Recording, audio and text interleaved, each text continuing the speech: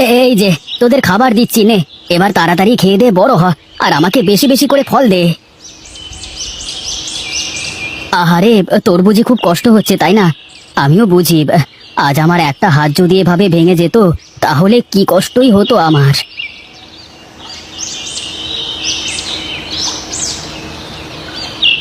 এই তো সব গাছে সার দেওয়া শেষ, এবার যাই, বাড়ির দিকে যাই।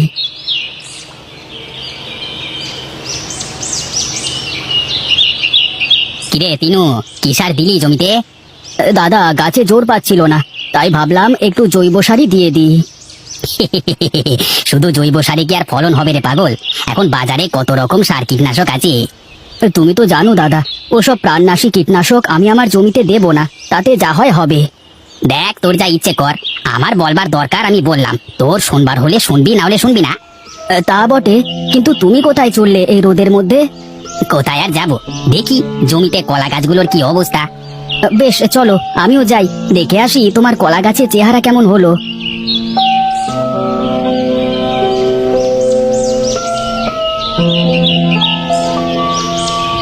আরে বাহ, তোমার কলা গাছগুলো তো বেশ বড় হয়েছে, আর সব গাছই মনে হচ্ছে কাঁধ এসে গেছে।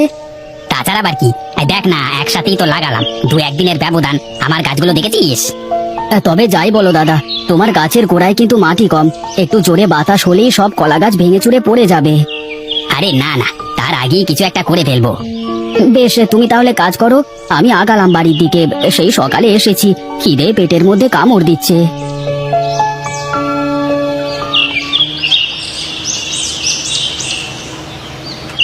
কই গো গিন্নি, কোথায় তুমি?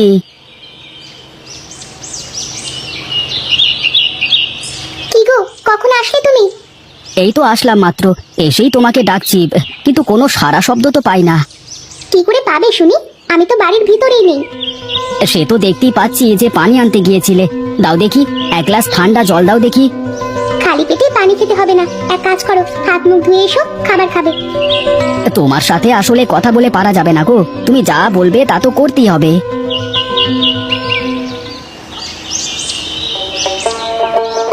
কি গো, তোমার মুখটা এমন শুকনো শুকনো লাগছে কেন, কি হয়েছে? না তেমন কিছু হয়নি, তবে খুব চিন্তা হচ্ছে গো। এত চিন্তা করে কি হবে শুনি, শুধু শুধু ভেবে মাথা নষ্ট করা। সবার কলা গাছ কেমন তাড়াতাড়ি বড় হচ্ছে, কত বেশি ফলন দিচ্ছে, আর সেখানে আমার কলা বাগানে তো গাছই বড় হচ্ছে না ঠিক মতো। এত অস্থির হয়েও না তো, দেখবি ভালো কিছুই হবে। কি জানি কপালে কি আছে, আজকে নিধিরদার কলা বাগান দেখে আসলাম, কেমন কাঁদি এসেছে গাছে, আর আমার অপেক্ষা